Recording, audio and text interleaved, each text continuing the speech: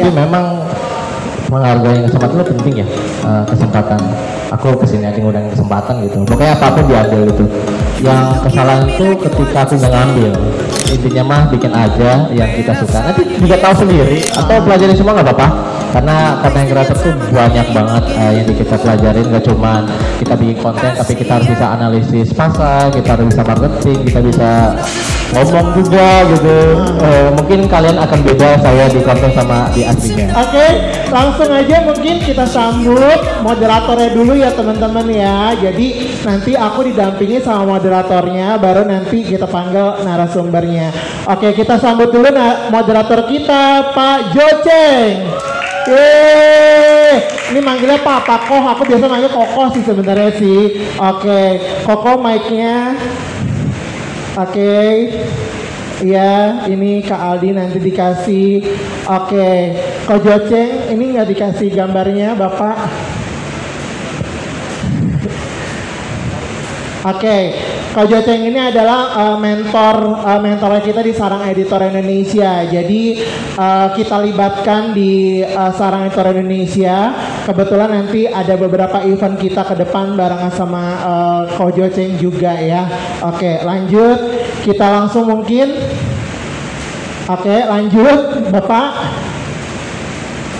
Jadi muter ke depan. Oke, lanjut aja ya. Oke, ini Ko Joceng ini ada profilnya teman-teman. Joceng atau yang biasa dipanggil Johannes Chang atau yang biasa dipanggil Joceng merupakan mentor dan produser dalam struktur Sarang Editor Indonesia. Ia juga merupakan founder Bistrip, sebuah perusahaan penyedia jasa trip, bisnis, dan solusi manajemen biaya. Jadi kalau misalkan kalian butuh trip-trip yang biayanya murah-murah atau butuh event-event yang mungkin yang biayanya murah-murah atau apapun, boleh nih sama konsultasinya Kojo gitu ya. Oke, lanjut. Udah gak sabar lagi, aku mau manggil nih bintang tamunya selanjutnya. Udah gak sabar pengen tahu secara dalam Bang Aldi Hawari kayak apa. Oke, kita langsung sambut Bang Aldi Hawari. Iya, selamat malam. Aku salaman dulu deh, gemeteran aku. Koko, aku belum tos-tosan tadi. Iya, oke, langsung aja. Mungkin Kojo membuka untuk Bang Aldi Hawari. Iya, silakan. Aku di sini aja ya. Dinyalakan dulu. Oke.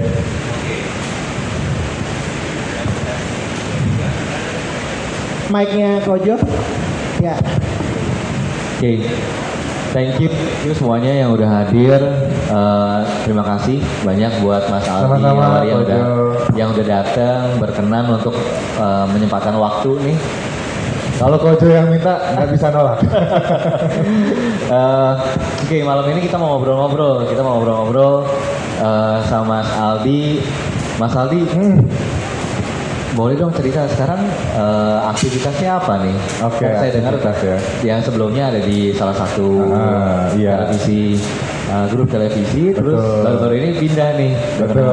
Boleh dong cerita kegiatannya sekarang gimana? Oke, jadi mungkin perkenalan diri dulu, mungkin ada yang belum kenal ya. Assalamualaikum, selamat malam semuanya. Malam. Perkenalkan saya Aldi Hawari. Jadi saat ini saya bekerja, sebetulnya saya ada di dua kaki nih. Jadi saat ini saya kerja sebagai business developer and partnership di Badiku. Badiku ini adalah sebuah aplikasi juga untuk content creator, Kojo. Nah, ini adalah inisiatif baru lah dari MNC Group gitu. Jadi teman-teman kalau mau buat konten, mau baca-baca artikel bisa di Badiku karena kita adalah seperti agregator gitu kok. Agregator publisher, kemudian agregator untuk content creator gitu. Nah, selain itu saya juga masih menjadi news anchor di iNews dan MNC News kalau sekarang. Kalau misalnya sebelumnya saya ada di Transmedia Group, sekarang ada di MNC Group gitu. Oke. Jadi tayangnya hari apa aja? Tayangnya kalau untuk minggu depan saya hari Selasa, Rabu, Kamis di iNews jam 9. Kalau mau nonton boleh. Oke. Itu di acara Lapor Polisi. Nanti hari Kamis dan Jumat saya siaran di MNC News. Itu jam 1 siang. Oke. Gitu. Jadi ada 2 TV juga saya siarannya kalau di MNC Group. Waktu di Transmedia Group kan saya siaran di 3 TV tuh. Di CNN, Trans TV sama Trans 7 gitu. Iya. Kalau sekarang di MNC Group, di MNC News sama di iNews gitu. Sama dengan Badiku ya. Sama dengan Badiku gitu. Oke. Boleh dong cerita lebih jauh. Maksudnya kenapa dari kan dari news anchor terus tiba-tiba ada di Badiku gitu. Apa sih motivasinya? Oke, motivasinya tuh lebih ke milestone sih kok. Oke. Jadi setelah saya berkecimpung di media 10 tahun, jadi sebelumnya teman-teman perjalanan karir saya itu pertama saya di TVRI Nasional, TVRI Pusat saya 5 tahun. Nah kemudian baru pindah ke CNN Indonesia, ke Transmedia Group selama 4,5 tahun, dan pindah lagi kan sekarang ke MNC Group. Nah sebetulnya kenapa yang membuat saya ingin pindah ke Badiku adalah karena saya udah berkecimpung di dunia media udah lumayan lama menurut saya, udah 10 tahun. Gimana sih caranya untuk kemudian bisa jadi media maker? Nah saya mikir ke arah situ kok gitu, untuk belajar lebih dalam lagi, nggak cuma sekedar konten tapi juga bisnis media secara keseluruhan. Nah makanya karena sekarang trennya juga semuanya apa-apa udah serba digital, kemudian transformasi digital itu sudah nyata di depan mata ya. Mungkin sekarang teman-teman ngabisin waktu lebih banyak di gadget kan atau di laptop daripada nonton TV gitu. Betul. Nah arahnya sekarang perkembangan industri media ke arah situ. Nah jadi di sini udah ada aplikasi yang menurut saya semi startup ya kok, karena dibilang startup juga pendanaannya dari MNC Group, tapi kita memang adalah perusahaan berbasis teknologi gitu. Jadi saya mau belajar gimana sih caranya jadi seorang media maker gitu. Jadi saya tahu semuanya, nggak cuma konten tapi juga bisnis media itu sendiri gitu. Oke. Masih termasuk startup, cuma bedanya startup di corporate ya. Benar, startup di corporate. Oke. Nah, tadi 10 tahun perjalanan sebagai news anchor. Mau dong, kita pengen ngobrol banyak nih. Karena pastinya hari ini kan kita bicara mengenai content creator. Iya. Dan content creator itu kan juga berhubungan dengan talent ya. Maksudnya confident, terus cara bicara gimana kita membawa diri kita juga. Nah, sebelum saya nanti mau ngasih kesempatan ke teman-teman bisa nanya langsung nih sama Mas Aldi kan biasanya cuma ngeliat di TV aja nih gitu ya. Nah sekarang orangnya ada di sini bisa nanya langsung gitu. Nah cuma saya mau nyolong start, saya mau nanya-nanya duluan. Gimana kok? 10 tahun itu gimana perjalanannya, suka dukanya, keluh kesahnya, suka citanya gitu ya. Mungkin pertamanya gimana sih bisa jadi news anchor? Oke, ini pertanyaan menarik nih. Sebetulnya pertama kali saya jadi news, ini sebetulnya mungkin bisa dibilang sebuah apa ya kok? Pembuktian diri buat saya. Jadi waktu itu saya pernah ikutan ajang Abang None. Dulu Abang None di Jakarta Selatan gitu. Nah terus pada saat itu pada saat ikutan Abang None itu saya tipe orang yang pemalu, introvert, kemudian juga nggak terlalu terbuka sama orang, takut kalau ketemu orang baru gitu. Tapi pas di Abnon itu saya kalau jawab selalu bagus kok gitu. Jadi secara konten ada gitu, tapi memang secara saya pergaulan gitu, saya anaknya introvert gitu. Jadi itulah yang akhirnya membuat perjalanan saya di Abang None kurang mulus. Nah jadi pada saat itu saya hanya masuk ke Juara Harapan, sementara saya pengennya saya 3 besar nih ke DKI Jakarta gitu kan, tapi gagal gitu.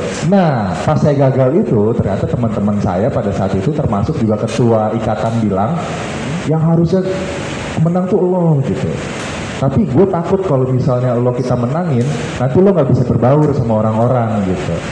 Karena keintrovertan itu. Nah akhirnya saya belajar gimana caranya berkomunikasi yang baik, gimana caranya bisa lebih membuka diri sama orang, dan sampai akhirnya sampai sekarang bisa dibilang karirnya lumayan oke lah untuk dunia jurnalistik gitu. Ini menarik karena tantangannya adalah yang mau jadi konten kreator nggak semuanya adalah expert. Benar. Menarik banget. Cara perjalanan sih, maksudnya apa yang dihadapi sama seorang Aldi Hawari waktu introvert sekarang jadi apakah berubah jadi ambivert atau jadi extrovert atau gimana, how to deal? Karena kan begitu udah masuk ke dunia itu harus ketemu orang banyak. Saya punya satu slogan gitu. Apa tuh? Take whatever it takes. Jadi kalau misalnya kita udah ambil keputusan satu, ya udah nggak usah mikir lagi reason di tantangan-tantangan di belakangnya, tapi apa yang di depan kita jalanin aja, tuntutannya seperti apa ya dilakuin gitu. Nah mungkin akhirnya saya belajar soal personal branding kok, soal personal image gitu. Mungkin teman-teman sekarang banyak yang bilang saya juga ya, kok Aldi kalau misalnya di TV dan juga di kesehariannya beda ya rasanya gitu. Kayaknya kalau misalnya di TV tuh serius banget gitu, terus habis itu kayaknya pembawaannya wise banget gitu, gitu kan. Di sosmed juga begitu. Nah itu saya belajar soal personal image itu, dan itu ditentukan juga teman-teman. Jadi menurut saya itu penting, bisa teman-teman menjadi content creator ya. Teman-teman harus bangun personal branding teman-teman kayak apa, personal image teman-teman yang mau ditunjukkan ke sosial media itu seperti apa gitu. Dan itu akan menjadi nilai jual yang kuat ya, Hero ya, untuk kita sebagai content creator. Dan pada saat teman-teman sudah menentukan personal branding, personal image, teman-teman harus bisa stick with that role gitu sama teman-teman yang udah pilih gitu. Kalau misalnya ada job atau tawaran-tawaran yang kira-kira kayaknya ini di luar deh, ini dari image yang ingin gue bangun, let's say misalnya saya news anchor sekarang, kemudian tiba-tiba ada tawaran untuk bawain iklan rokok misalnya gitu ya, pasti akan saya tolak gitu. Ini kan meskipun uangnya besar gitu, tapi kan ini akan mencederai image saya sebagai news anchor. Nah gitu-gitu, jadi learn how to say no meskipun uangnya uangnya mungkin besar gitu, tapi mungkin pengorbanannya adalah image teman-teman gitu. Tapi percaya kalau misalnya kita udah membangun milestone teman-teman, mulai dari nol kan, sampai akhirnya kayak dari saya lah, mulai dari bukan siapa-siapa dan akhirnya punya milestone, bisa pindah beberapa TV, siaran di beberapa TV. Value teman-teman itu lama-lama akan naik, jadi jangan takut kalau misalnya sekarang let's say baru 1 tahun, tapi kok gue nggak bisa monet akun gue, kok gue nggak bisa nggak tinggi gitu kayak orang-orang lain. Jangan takut, karena semua ada masanya, ada milestone-nya gitu. Jadi teman-teman kumpulin aja terus-terusan, iya nggak sih kok? Ada prosesnya. Nanti lama-lama teman-teman akan look back dan senyum sendiri, wah gue udah accomplish banyak nih gitu. Oke. Tantangannya tadi menarik. Karena itu kan menunggu ya, menunggu itu kan nggak enak. Artinya investasi menunggu untuk baru bisa harvest. Ini menarik, tadi pertanyaannya saya ingat, tadi kan ada pertanyaan ya di sesi sebelumnya, sebaiknya dipisah apa enggak sih personal brandingnya sama kehidupan realnya. Jadi kan memang harus dipisah dan harus konsisten ya. Iya betul. Tantangannya untuk bisa konsisten itu apa sih, selain tadi kan godaannya banyak ya? Iya. Apalagi yang mungkin bisa jadi tips sih buat teman-teman, gimana caranya ngebagi apa ya teman-teman, assertiveness mungkin ya kok ya, kayak ketangkasan teman-teman untuk ngeklaim diri kalian. Jadi kalau misalnya kalian udah pede sama konten kalian, misalnya konten creator ya, kalian sudah pede dengan personal image kalian gitu, pasti kalian nggak akan gampang nih terganggu pikirannya dengan hal-hal lain gitu. Jadi gimana teman-teman punya otoritas ya, kalau kita bilangnya otoritas terhadap personal image kalian, otoritas terhadap konten kalian. Jadi pada saat kalian punya otoritatif itu sendiri, mungkin kalau ada yang nggak ngerti, otoritatif itu maksudnya kalian punya ownership teman-teman. Jangan ragu sama konten kalian, jangan sedikit pun kalian ya ragu ya sama konten yang kalian bikin gitu. Tapi kalian pede kalau konten gue tuh bagus, kalau konten gue tuh bisa influence people gitu, dan kalian juga bisa bertanggung jawab sama isi konten yang original yang kalian buat gitu. Itu penting banget sih kok. Sebetulnya untuk konsisten tidak sesulit itu kalau misalnya kita punya determinasi yang kuat. Nah ini pertanyaan nakal. Iya. Tadi kan bilang konsisten satu hal gitu ya. Tapi waktu kita bicara confident, menyebut kata confident itu gampang. Tapi untuk kita bisa bilang oke, ini gue. Itu kan it takes a lot of things proses, gitu kan. Betul. Itu perlu proses, perlu keyakinan diri yang tinggi banget. Nah, apa sih tips apa itu? Karena, sampai kita bisa bilang pede. Betul, gitu. Karena ada beda nih antara pede sama kayak berlebihan. Oh iya. Iya kan? Kapan kita tahu bahwa ini adalah batasannya, ini adalah pede, secara confident, ini yang benar. Oke. Bukan kayak memaksakan. Iya. Kan kalau terlalu maksain jadi Narsis ya jatuhnya gitu. betul, Ya. betul. Ya. Nah, batasan itu kan susah ya buat dibagi dengan baik. Ada tips gak buat teman-teman nih buat ngebagi ya sampai di mana sih batasan itu confident tapi nggak sampai ke narsis? Oke, jadi confident tapi nggak sampai ke narsis. Wah, ini pertanyaannya saya pikir dulu gimana ya caranya. Caranya mungkin gini teman-teman, teman-teman harus tahu kalau misalnya kita punya batasan kita itu adalah orang-orang di sekitar kita, ya nggak sih kok? Gitu gimana orang-orang sekitar kita ngelihat kita tuh sebenarnya matters juga, ya nggak sih kok? Jadi ya kalau misalnya selama itu nggak ngeganggu orang lain, selama itu nggak bukan disinformasi, bukan informasi yang menyakiti perasaan orang lain, menurut aku sih sah-sah aja gitu kok. Kalau kita pede dengan konten yang kita miliki, jadi nggak perlu kalau yang over narsis yang akhirnya kemudian mendewakan diri sendiri itu nanti lama-lama merugikan diri sendiri sih kalau menurut aku. Karena apa ya, kalau Kojo tadi bilang batasan antara pede dengan konten dan juga narsis itu bisa juga diibaratkan gini, self love sama narsis itu kan dua hal yang sebetulnya hampir sama, hampir mirip gitu. Tapi beda ya? Iya, tapi beda gitu. Jadi kita kalau misalnya self love, kita sayang sama diri sendiri gitu. Tapi kalau misalnya berlebihan, itu akan menjadi narsis gitu. Jadi selain teman-teman itu mencintai konten teman-teman, tapi juga teman-teman harus melihat sekitar juga gitu. Jadi jangan sampai kepedean teman-teman ini membuat orang-orang jadinya gimana gitu. Jadi malah back off ya. Berarti tuh narsis tuh nggak boleh gitu ya? Iya sewajarnya lah. Narsis sewajarnya. Tapi gue tuh sebagai food vlogger sebenarnya tuh gue tuh bener-bener narsis banget loh. Bener-bener narsis. Narsisnya tuh lebih ke ya nggak tahu deh antara narsis sama pansos tuh kadang-kadang beda-beda tipis apa gimana gitu. Kayak tadi misalkan kayak Bang Arman Fesona bilang katanya pansos tuh sebenarnya perlu gitu kan. Sebenarnya perlu. Nah kalau dari Bang Aldi Hawari sendiri, menurut Bang Aldi Hawari pansos itu tuh perlu nggak sih Bang kalau sekarang untuk di sosial media atau buat naikin engage-nya kita? Oke, ini dari sisi content creator ya berarti kok? Iya, betul. Oke, karena saya sedikit banyak juga belajar ya dari Badiku soal content creator ini. Pansos itu penting banget sih sebetulnya. Oh, pansos penting ya. Jadi kalau misalnya teman-teman punya teman yang followers lebih banyak gitu, karena dengan kolaborasi itu kan nanti engagement akan naik. Sekarang juga Instagram ada yang namanya invite collaborator. Kalau misalnya buat konten bisa langsung invite collaborator, itu nanti engagementnya naik, likes-nya bisa diklaim dua belah pihak, betul ya kan? Jadi penting sih pansos tapi jangan berlebihan gitu. Misalnya pansos sampai ngikutin kemana-mana pengen di post terus gitu. Itu juga jadiannya beda antara lebih tricky lah kadang-kadang kalau misalnya kita B2B kan lu punya apa gue punya apa gitu. Jadi kalau sifatnya kolaborasi. Jadi jangan misalnya kita pengen pansos sama orang tapi kita sebetulnya value kita sendiri nggak kita tingkatin. Iya nggak sih? Iya. Gitu.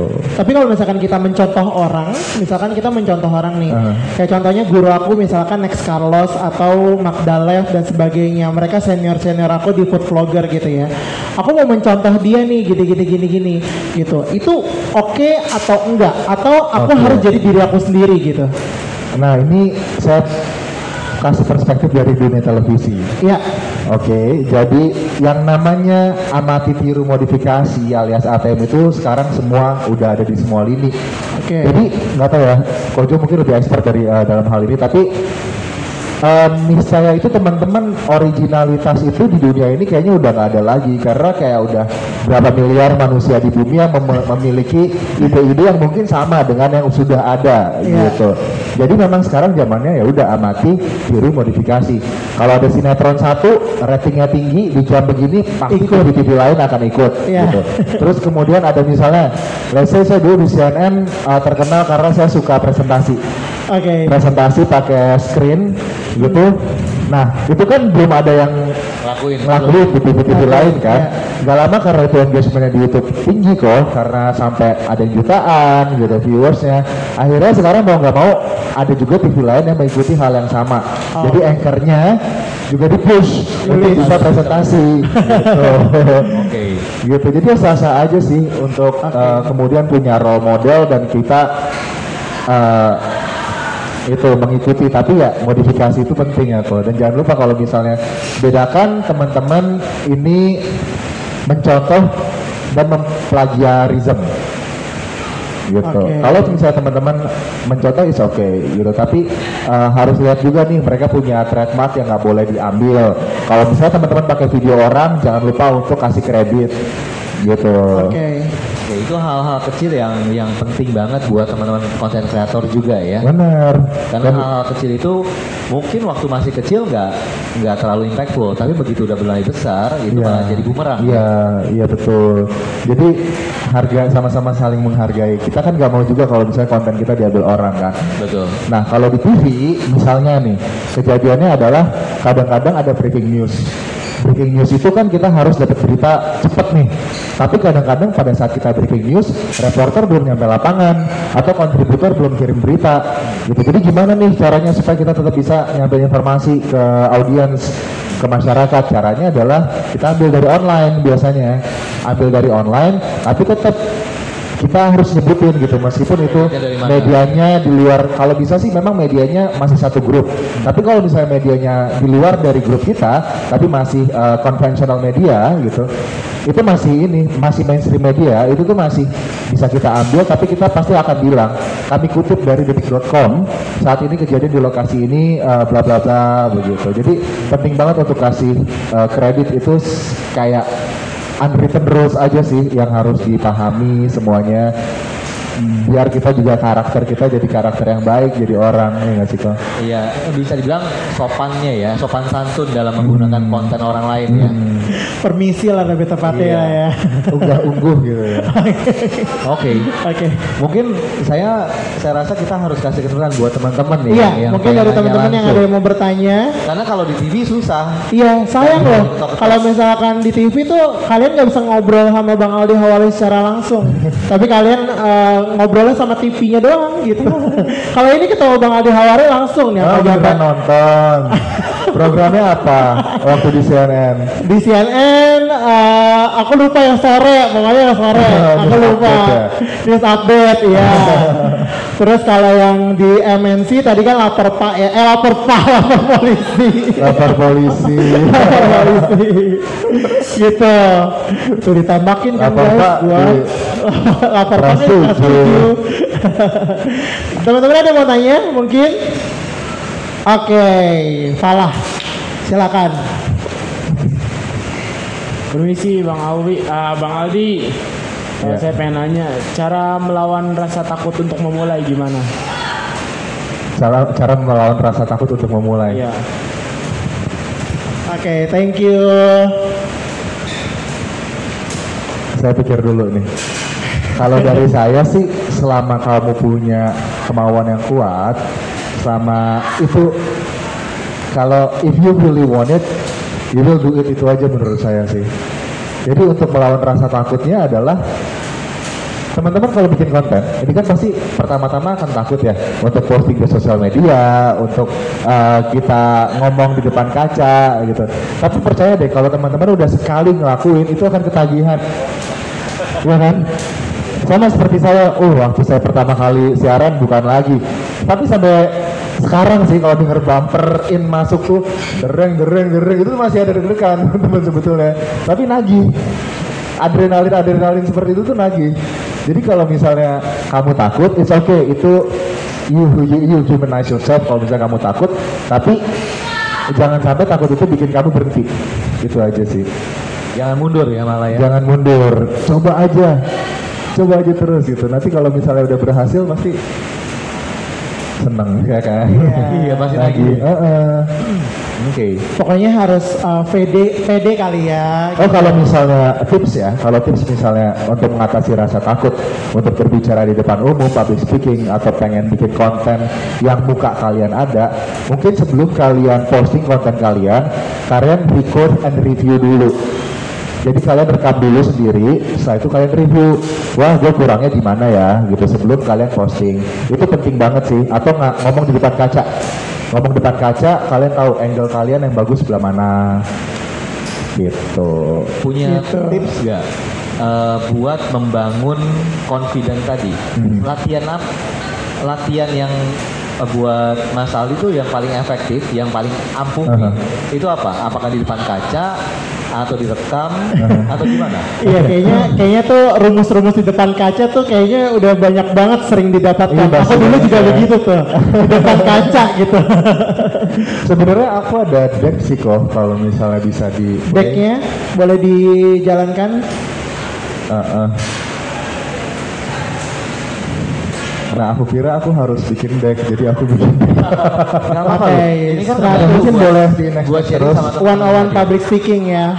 Next terus, next terus, next terus, next lagi, next.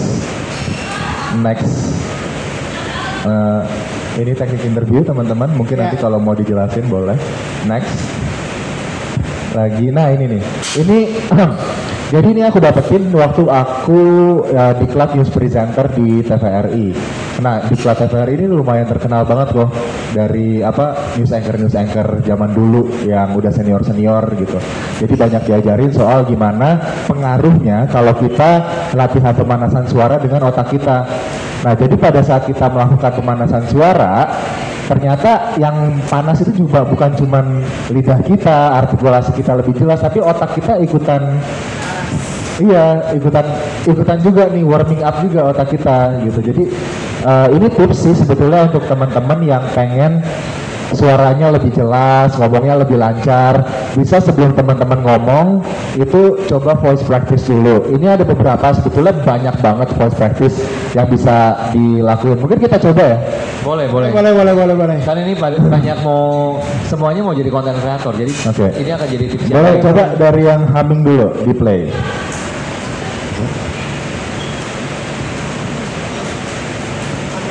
Di play bisa.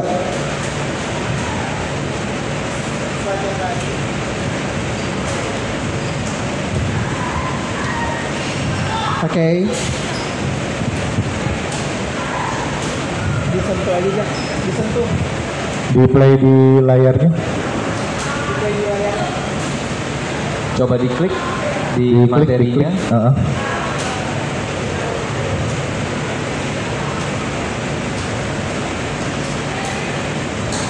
Bisa gak? Atau nggak nyambung ke voice ya?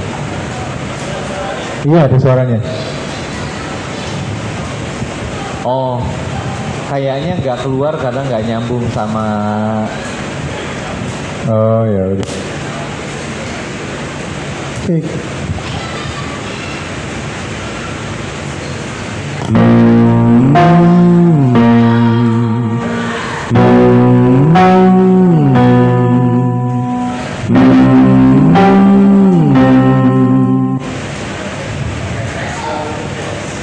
Clip Thrills.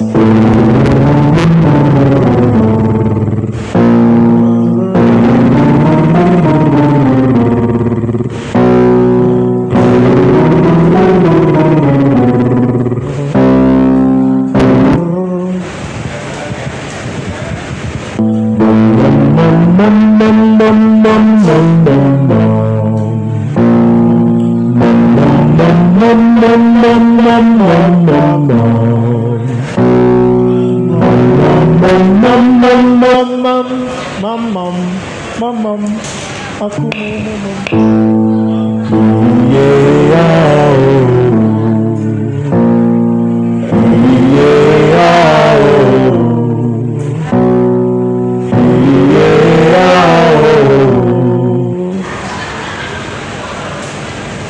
Mic-nya, mic-nya.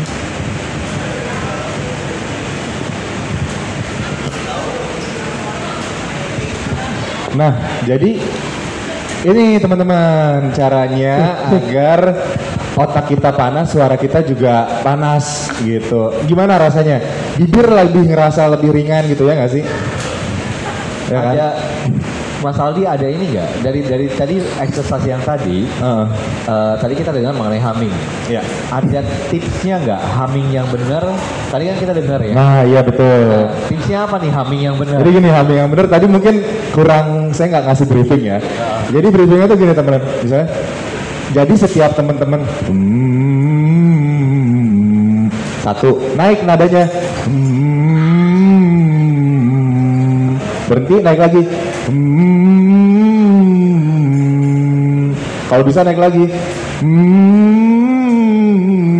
Nah gitu humming yang bener kok. Oke.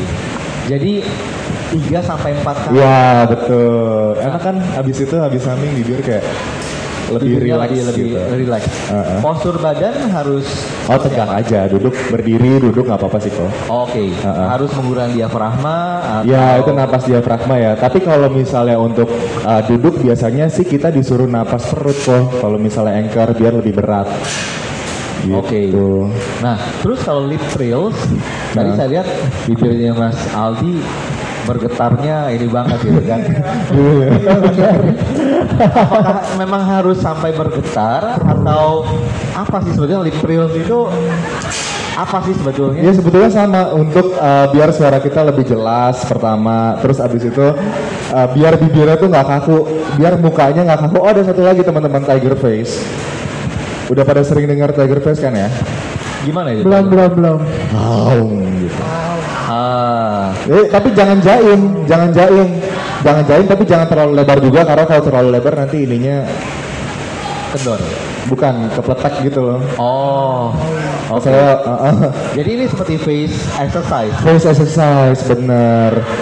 Jadi kalau misalnya teman-teman face exercise ini, jadi nggak cuma suara aja, muka juga lebih relax dan juga otak juga lebih kayak kalau misalnya mesin mobil tuh dipanasin dulu sebelum jalan gitu kok. Jadi nggak kaku ya? Jadi nggak kaku, ngomong juga lebih enak. Ini saya kerasa sih kok setelah tadi meskipun cuma sebentar ya. Efektifnya sih mungkin teman-teman bisa lakuin ini 1 menit sih. Humming 1 menit, lip trill 1 menit, mamam 1 menit, kemudian ayo ini 1 menit gitu. Efeknya itu sifatnya temporer atau kayak kalau kita latihan ini pagi-pagi itu seharian bakal. Nah itu pagi-pagi bener kok. Jadi biasanya saya latihan ini kalau saya siaran pagi. Karena bangun tidur kan teman-teman itu mata masih Sembab, buka bantal, suara juga masih seret-seret gitu. Biasanya kalau saya siaran pagi, sebelum siaran saya begini dulu. Oke. Impactnya bisa sampai siang atau cuma pas menjelang? Impactnya mungkin saya nggak terlalu ngerasain selama itu sih kok. Tapi pas saat saya siaran sih aman. Menurut saya lebih relax gitu. Oke. Napas juga rasanya lebih panjang kalau misalnya kita udah voice and face exercise tadi sebelum kita siaran. Karena kalau nggak latihan akan bisa kayak ngos-ngosan ya? Iya. Oke. Menarik. Saya mau lempar lagi pertanyaannya ke teman-teman. Mungkin dari Dera atau yang lain. Sebenarnya kalau misalkan jadi seorang news anchor itu benar nggak sih kita harus 1 nafas gitu kalau ngomong? Diusahakan 1 nafas. Ya, tapi Dero kalau misalnya tuntutan itu juga dibarengi dengan lead-leadnya. Jadi lead-leadnya memang udah dibuat untuk biar kalau misalnya ngomong baca lead itu udah 1 napas gitu. Kita ada trik-trik khusus atau bagaimana gitu? Nah itu biasanya kalau kita karena dituntut 1 napas itu aku sih pakai suara perut. Jadi napasnya dari perut.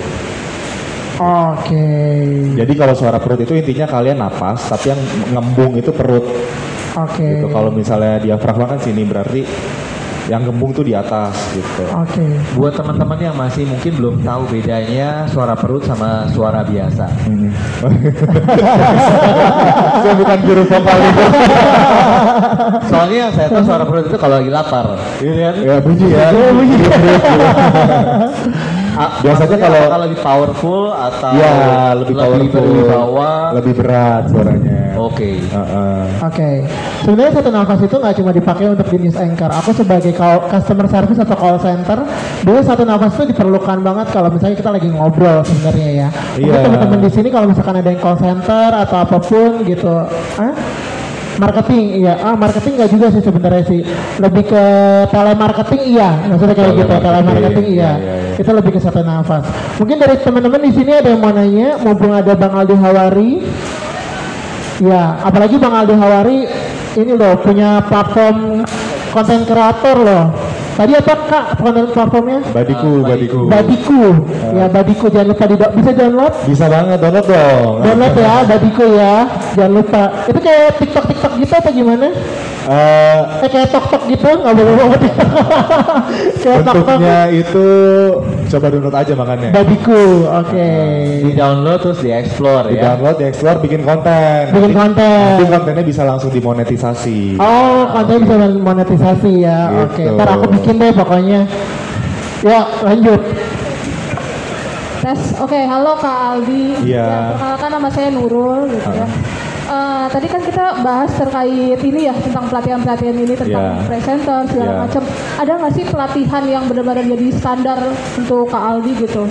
Dari mananya gitu? Terus yang kedua sebagai content creator atau news anchor gitu kan, ada nggak sih misalnya hal-hal yang nggak ngedukung kayak di lingkungan atau dari diri sendiri yang nggak Sorry. ngedukung, yang nggak ngedukung gitu? Yang nggak ngedukung. Dari Oke. lingkungan ataupun dari diri sendiri kayak gitu. Itu aja sih. Pertanyaan pertama. Oke. Pertanyaan pertama tadi. Pertanyaan pertama. Oh, Pelatihan. Pelatihan yang jadi standar ya. oh pelatihan jadi. Sebenarnya kalau untuk ambil sertifikasi jurnalis ada di Persatuan Wartawan Indonesia atau di Asosiasi Jurnalis Indonesia. Tapi biasanya yang ambil sertifikasi itu kalau mau jadi pemret gitu kok. Tapi kalau untuk jadi news anchor, untuk jadi reporter, sebetulnya nggak ada sertifikasi yang harus diambil sih. Tapi kalau misalnya kamu mau ikut kelas-kelas public speaking, itu membantu banget buat kamu gitu. Nggak ada sih jawabannya pelatihan khusus, tapi nanti kalau kalian udah masuk nanti akan ada pelatihannya gitu. Terus yang kedua soal yang tidak mendukung ya. Hal yang tidak mendukung,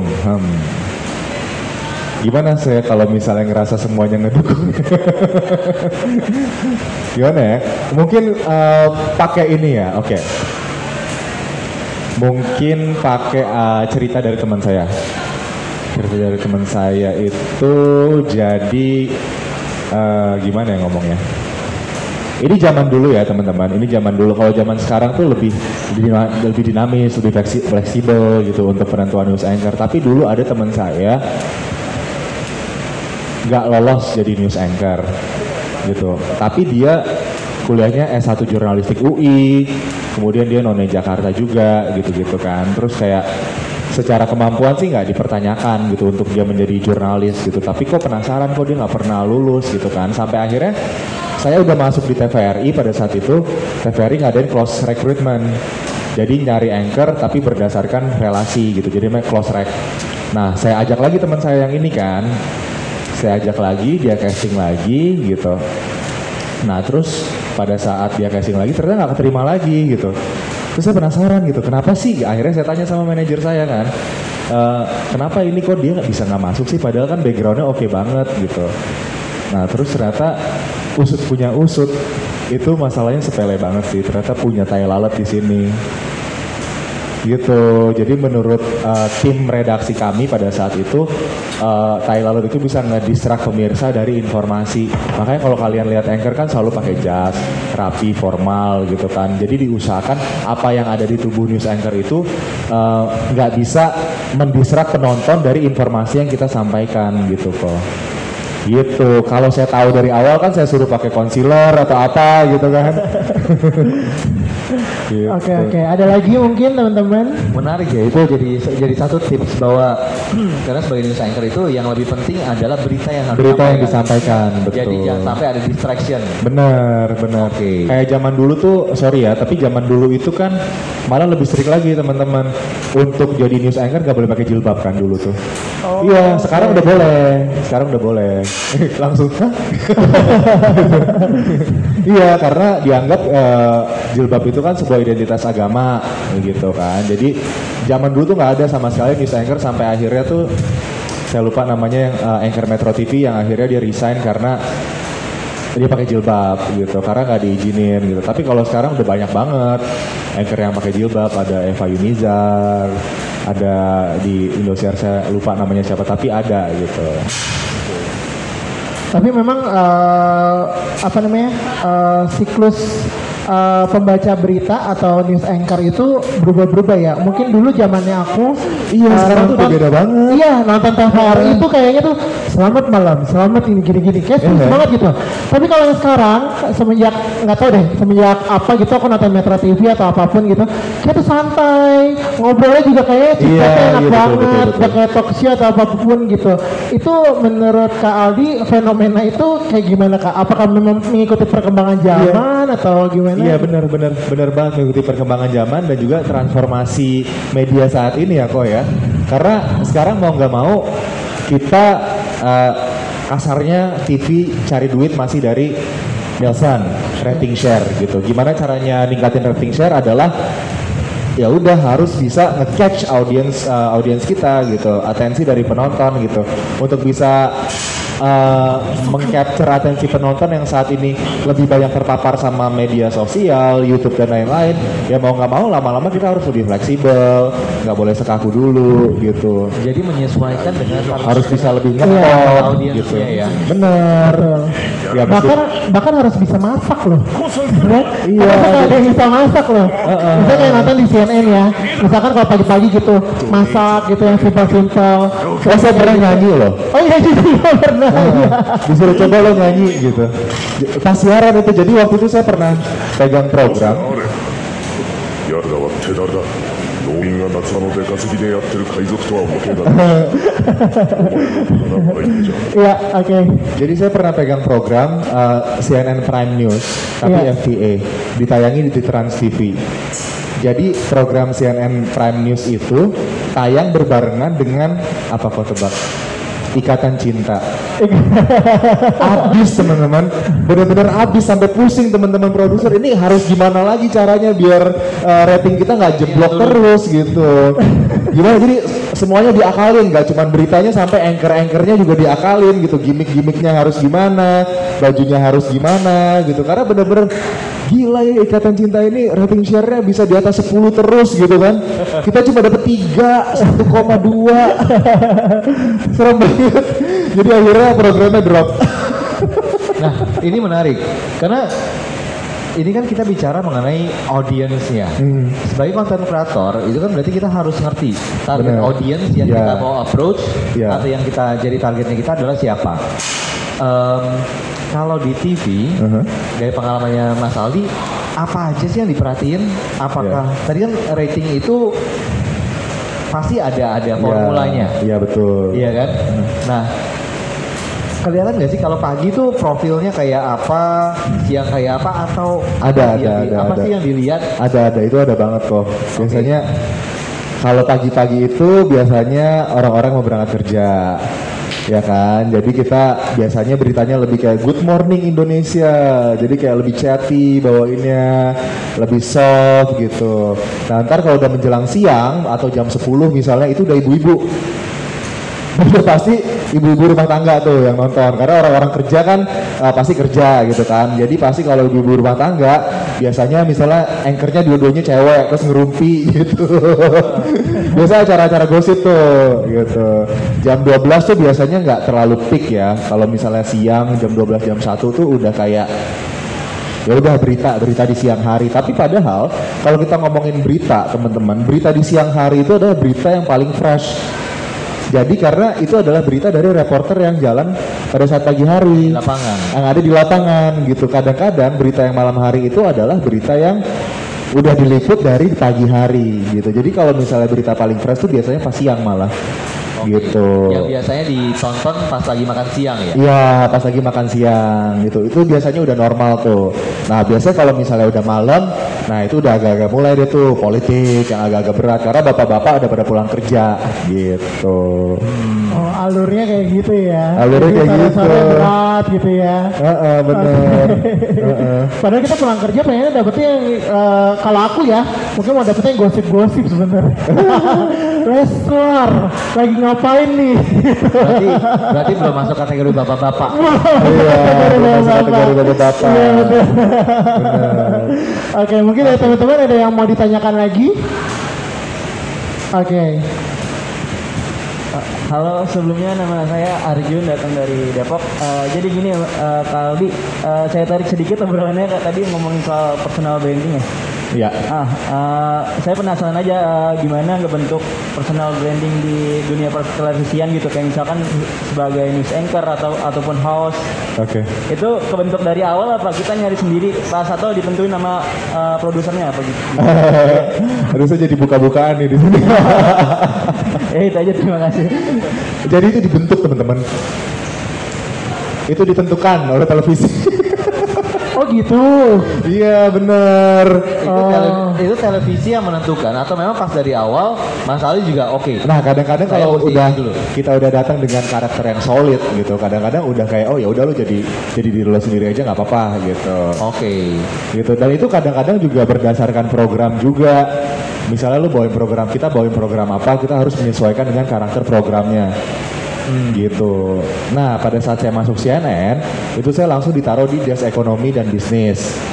Gitu. Ya udah tadinya desk ekonomi bisnis kan ngebawainnya agak-agak lumayan berat gitu. Tapi semenjak perubahan zaman ini, akhirnya saya harus bawain berita ekonomi bisnis ini lebih light, lebih ringan. Gimana caranya biar bisa, makanya ada presentasi-presentasi gitu.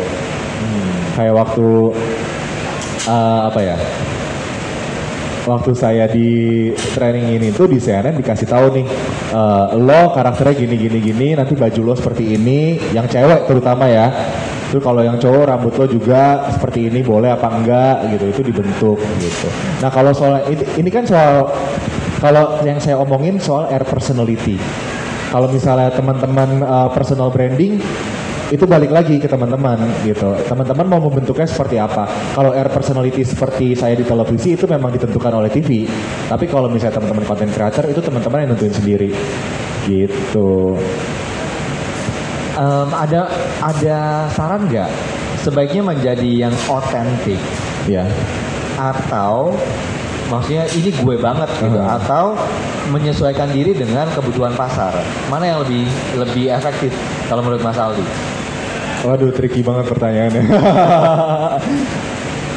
Menyesuaikan diri dengan kebutuhan pasar. Oke. Ya kita boleh jadi idealis ya, teman-teman boleh banget. Mau gue otentik. Tapi balik lagi, pada saat teman-teman mau akunnya dimonetisasi, kontennya dimonetisasi, pasti kan teman-teman harus mengikuti kemauan pasar. Makanya sekarang yang namanya riding the wave ya, istilah marketingnya ya kok, itu benar-benar diinin banget di media gitu. Jadi lo apa yang lagi tren saat ini lo ikutin gitu. Itu namanya riding the wave. Jadi kalau misalnya teman-teman gak ngikutin ya teman-teman bye gitu, nggak dapet nanti exposure-nya gitu. Tapi kalau mau jadi idealis it's okay juga sih ya kok ya, karena akan ada pasarnya sendiri juga ya kok. Betul. Pertanyaan berikutnya adalah, tadi kan kita memilih ya antara jadi otentik atau jadi lebih fleksibel. Yang itu pengaruh sama rezekinya gak sih? Ngaruh banget kok. Ngaruh banget. Karena kita bicara content creator nih kan, pasti ujungnya ini akan harus jadi menjadi profesional dan kan ya kan mendapatkan income. Iya, betul. Nah, boleh dong bagi tips ya, gimana supaya bisa lebih optimal? Oke, jadi gini ya teman-teman. Tadi kan saya juga udah ngomong ya, learn how to say no agar personal branding kita ini nggak rusak gitu. Tapi kayaknya akan bertolak belakang dengan apa yang tadi yang akan saya sampaikan sekarang begitu. Bagaimana caranya kita bisa mengoptimalkan fleksibilitas dan segala macam gitu ya kok. Fleksibilitas itu bisa teman-teman ukur ya. Teman-teman punya ukurannya sendiri. Apakah fleksibilitas yang teman-teman lakukan itu akan menciderai karakter kalian apa enggak gitu secara personal branding yang ingin kalian tampilkan gitu. Selama itu tidak menciderai karakter kalian, go ahead, go for it, lakuin aja. Tapi kalau misalnya itu sudah merusak citra image kalian, ya jangan dilakuin gitu. Tapi kalau misalnya untuk mengoptimalkan, memang versatility itu penting banget. Kalau teman-teman bisa apa ya, seperti air, di mana teman-teman ada, teman-teman bisa menyesuaikan dengan wadahnya. Gitu, itu penting banget dan nilai teman-teman akan lebih tinggi juga gitu. Jadi misalnya kayak saya, Oh bawain program pagi bisa, bawain program politik bisa, bawain program ekonomi bisa gitu. Nah itu kan punya nilai jual yang lebih tinggi juga gitu. Jadi jangan berhenti belajar intinya. Jadi harus balancing ya antara ya satu dengan yang lainnya harus dibalancing ya. Iya benar. Oke. Menarik. Ada lagi pertanyaan dari teman-teman yang lain?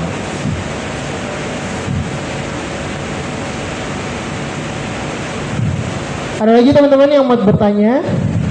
Oke. Halo, selamat malam Pak. Malam. Jadi saya Paulus. Kebetulan saya juga dari jurusan Mass Communication, jurusan jurnalis itu. Saya mau nanya, selain dari 5 ini, dari 4 ini voice practice itu ada nggak sih cara kita supaya bikin nggak kaku gitu? Supaya kita luas dari next slide. Ntar teman-teman perhatiin ya, ini salah satu live report pertama saya di TVRI gitu. Maksud saya next lagi. Nah ini saya mau ngomongin soal milestone gitu, soal bagaimana teman-teman membangun karakter teman-teman, karena semuanya itu nggak instan. Kalau misalnya kamu sekarang kayak ngerasa kaku, it's okay gitu. Karena kamu baru pertama kali ngelakuinnya, tapi kalau kamu udah ngelakuin itu 100 kali, kamu nggak akan kaku lagi gitu.